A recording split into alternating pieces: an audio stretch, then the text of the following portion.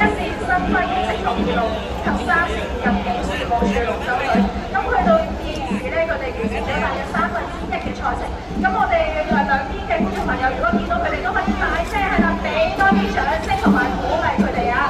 暫時我哋見到我哋三線嘅隊伍都非常之穩定咁樣朝一個非常穩定嘅方向前進。咁暫時去到超過一半嘅環節，我哋見到暫時依然係建設成功環保回收有限公司保險。我哋而家一線新區工程同二路就稍為領先三線入境事務處龍舟隊半個龍舟嘅時位。